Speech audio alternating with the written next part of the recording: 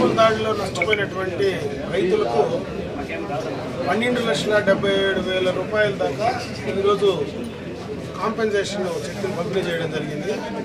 ముఖ్యంగా ఈ ప్రాంతంలో ఏనుగుల దాడులు ఎప్పటి నుంచినో విపరీతంగా కూడా పంట నష్టాలు జరుగుతూ ఉన్నాయి, ప్రాణ నష్టాలు జరుగుతూ ఉన్నాయి. జంతువుల పైన కూడా పడి, ఆవుల పైన కానీ వాటిపైన కూడా పడి నష్టాలు కలిగిస్తూ ఉన్నాయి. దానికి ప్రభుత్వ పరంగా అన్ని రకాలైనటువంటి చర్యలు తీసుకోవడం జరుగుతూ ఉంది. దానికోసమే ఈరోజు మనము కుంకి ఏనుగుల ప్రాజెక్టు కూడా ఇక్కడికి తీసుకురావడం. కుంకి ఏనుగుల ప్రాజెక్టు కూడా ఇప్పుడిప్పుడే అది పని కూడా మొదలు అవుతూ ఉంది. అంటే ఇన్ని రోజులు ఆ ఏనుగులకు సంబంధించినటువంటి ట్రైనింగ్స్ కానీ, కావాల్సినటువంటి ఇన్ఫ్రాస్ట్రక్చర్ కానీ, దానికి కావాల్సినటువంటి ఆహారానికి కావాల్సినటువంటి పంటలు వేయడం కానీ అన్నీ కూడా ఇప్పుడిప్పుడే దాదాపు 20 హెక్టార్లలో ఆ ప్రాజెక్టును కార్యరూపం దాలుస్తూ ఉంది.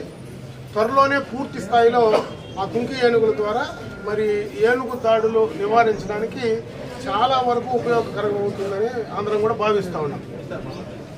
అదే కాకుండా దానికి ఆ ఏనుగులకు ట్రైనర్స్ కూడా బయట నుంచి తీసుకురావడం, ఇక్కడ స్థానికంగా ఉండే వాళ్ళకు కూడా ఉద్యోగ అవకాశాలు పెంచడం, అన్ని రకాలుగా ఉపాధి అవకాశాలు కూడా దానివల్ల పెరుగుతూ ఉన్నాయి.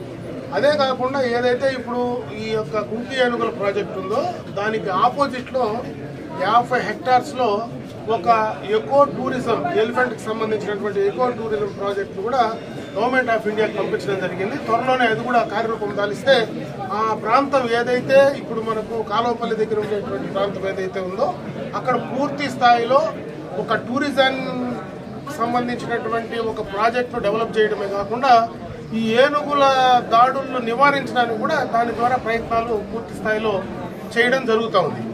ఈ రకంగా ప్రభుత్వ పరంగా అన్ని రకాలుగా కూడా చర్యలు తీసుకుంటున్నాం. ఇంకొక పక్క ఏదైతే సోలార్ ఫెన్సింగ్, ఏదైతే బయట నుంచి ఆలాడేటువంటి ఫెన్సింగ్, ఇదివరకు అయితే సోలార్ ఫెన్సింగ్ వేస్తే దాన్ని కూడా తొక్కొని ఏనుగులు డ్యామేజ్ చేసినటువంటి సందర్భాలు ఉన్నాయి. ఇప్పుడు దాన్ని కూడా ఆ సోలార్ ఫెన్సింగ్ ఏనుగులు తొక్కకుండా పైన నుంచినే వేలాడేస్తే అది కంట్రోల్ అవుతుందనేటువంటి దానిపైన కూడా కొత్తగా తీసుకుంటున్నారు. ఇంకొక పక్క ఏనుగుల గుంపు ఏదైతే ఉందో దాన్ని కూడా ఒక చిప్పు ఫిక్స్ చేసి వాటి యొక్క ఏ రకంగా వాటి కదలికలు ఉన్నాయో, ఎక్కడికి ఆ ఏనుగుల గుంపు వస్తూ ఉంది, ఎటు నుంచి ఎటుపోతూ ఉంది అనే దానిపైన కూడా త్వరలోనే కూడా దానికి సంబంధించినటువంటి ఒక ప్రాజెక్టు కార్యాచరణ కూడా తీసుకోవడం జరుగుతూ ఉంది. ఎందుకంటే దీనివల్ల ఒక పక్క కుంకి ఏనుగుల ద్వారా నివారించడం, ఒక పక్క ఏనుగుల యొక్క ట్రాక్ చేయడం, వాళ్ళు అవి ఎటు మూవ్మెంట్ ఉన్నాయో దాన్ని ట్రాక్ చేయడం, ఎక్కడైనా ఇవన్నీ తప్పించుకొని బయట పొలాలకు రావాలంటే అక్కడ ఉండేటువంటి సోలార్కి సంబంధించినటువంటి ఫెన్సింగ్ వేయడం, ఇది కూడా తప్పించుకొని ఎక్కడైనా పంటల మీద పడో ప్రాణ నష్టం జరిగితే ప్రభుత్వ పరంగా కాంపెన్సేషన్ వేయడం, ఇవన్నీ కూడా అన్ని రకాలుగా ఈ ప్రభుత్వం వచ్చిన తర్వాత, కూటమి ప్రభుత్వం వచ్చిన తర్వాత ఈ ప్రాజెక్టును ప్రత్యేకంగా ఒక ప్రతిష్టాత్మకంగా కూడా మొట్టమొదట ఆంధ్ర రాష్ట్రంలోనే ఇది ఫస్ట్ ప్రాజెక్ట్. ఈ రకమైనటువంటి ప్రాజెక్టు, ఏనుగులకు సంబంధించినటువంటి ప్రాజెక్టు ఆంధ్ర రాష్ట్రంలో లేదు. ఎన్నికలు అయిపోయిన వెంటనే మన ఉప ముఖ్యమంత్రి, మన ముఖ్యమంత్రి గారి దృష్టికి తీసుకెళ్లి అసెంబ్లీలో కూడా పలు దఫాలుగా కూడా దాన్ని చెప్పడం, దానిపైన కార్యాచరణ తీసుకోవడం, కర్ణాటక నుంచి వాటిని ఇక్కడ తీసుకొచ్చే ప్రయత్నం చేయడం, అన్ని రకాలుగా ఈ ప్రాంతంలోనే ఒక కుంకి ఏనుగులే కాకుండా టూరిజం కూడా డెవలప్ చేస్తే ఇటు తిరుమలకు పోయేవాళ్ళు కావచ్చు, చెన్నై ఎక్స్ప్రెస్ వే, ఇక్కడ మనకు 2 చోట్ల ఎక్స్ప్రెస్ వే అవుట్లెట్లు ఉన్నాయి, బైరెడ్డిపల్లి ఉంది, అదేవిధంగా ముగిల్ దగ్గర ఉంది. దాని ద్వారా వచ్చేటువంటి ప్రయాణికులు కానీ, ఎవరైనా టూరిజంకి సంబంధించిన వెళ్ళే వాళ్ళు కానీ, తిరుపతికి వెళ్ళేటువంటి భక్తులు కానీ, వీళ్ళందరికీ కూడా ఈ ప్రాంతంలో ఒక ఏనుగులకు సంబంధించినటువంటి ఒక ప్రాజెక్టును మనం తయారు చేయగలిగితే ఇక్కడ 2 రకాలైనటువంటి ఒక ఆదాయము స్థానికంగా పెరుగుతుంది. అదేవిధంగా ఈరోజు దానికి సంబంధించినటువంటి డబ్బులతో కూడా ప్రాబ్లం లేదు. మనకు ఏదైతే ఎక్స్ప్రెస్ వే వచ్చిందో, ఎక్స్ప్రెస్ వేలో ఫారెస్ట్ ద్వారా, ఫారెస్ట్ నుంచి మనం ఎక్స్ప్రెస్ వేకి ఎక్కడైతే కాంపెన్సేషన్ గవర్నమెంట్ ఆఫ్ ఇండియా నుంచి దాదాపు 17 కోట్ల రూపాయలు బ్యాంకులో డిపాజిట్ అయింది. దీనికి సంబంధించి గవర్నమెంట్ ఆఫ్ ఇండియా నుంచి కూడా రకరకాలైనటువంటి అవకాశాలు ఉన్నాయి. ఈరోజు ఈ యొక్క పర్యావరణానికి సంబంధించి కానీ, అదేవిధంగా జంతువులకు సంబంధించి కానీ చాలా రకాలైనటువంటి అవకాశాలు గవర్నమెంట్ ఆఫ్ ఇండియా నుంచి తెచ్చుకోవడానికి అవకాశాలు ఉన్నాయి.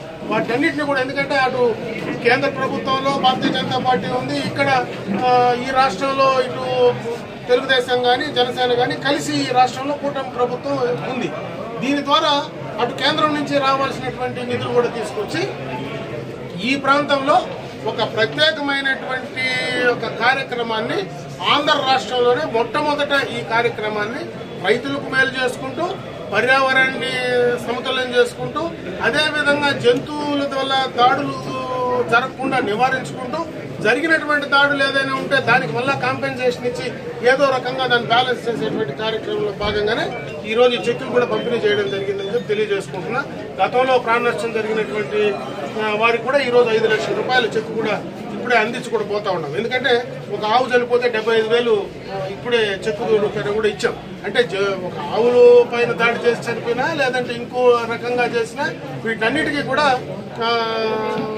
ప్రభుత్వ పరంగా అన్ని రకాలుగా చర్యలు తీసుకుంటున్నాను. నేను ఈ ప్రాంతంలో ఉండేటువంటి రైతులు కూడా నేను ఒకటే కోరుకుంటున్నా. ఎందుకంటే అవి చాలా తెలివైన జంతువులు. అంటే ఏనుగులు అనేటివి ఉండేటువంటి అన్ని జంతువుల్లో కూడా ఒక తెలివైనటువంటి జంతువు ఏదైతే ఉందంటే అది ఏనుగు మాత్రమే.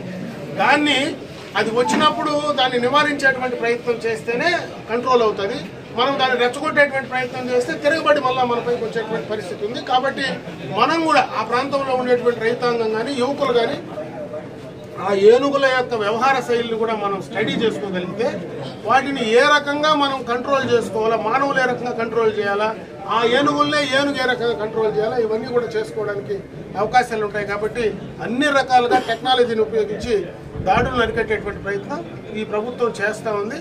దీన్ని మీరందరూ కూడా మరి జాగ్రత్తగా ఆ ఏనుగుల దాడులకు సంబంధించినటువంటి ఏదైతే వస్తుందో ఆ మూమెంట్ వచ్చినప్పుడు డిపార్ట్మెంట్ వాళ్ళకి ఇమీడియట్గా ఇన్ఫర్మేషన్ ఇస్తే, మీకు ఏదైనా అనుమానం వచ్చినప్పుడు ఇమీడియట్గా ఇన్ఫర్మేషన్ ఇస్తే వాళ్ళు కూడా వచ్చి మనకు సహకరించి మరి వాటిని దూరంగా తరిమేటువంటి ప్రయత్నం చేస్తారు. త్వరలోనే ఆ చిప్పు కానీ బిగించేస్తే అవి ఎక్కడికి వెళ్తున్నాయో మనకు తెలిసిపోతుంది. కాబట్టి ఈజీగా కూడా కంట్రోల్ చేయడానికి అదొక మంచి అవకాశం. దాన్ని కూడా త్వరలోనే కంప్లీట్ చేయబోతున్నామని చెప్పి తెలియజేస్తున్నాం.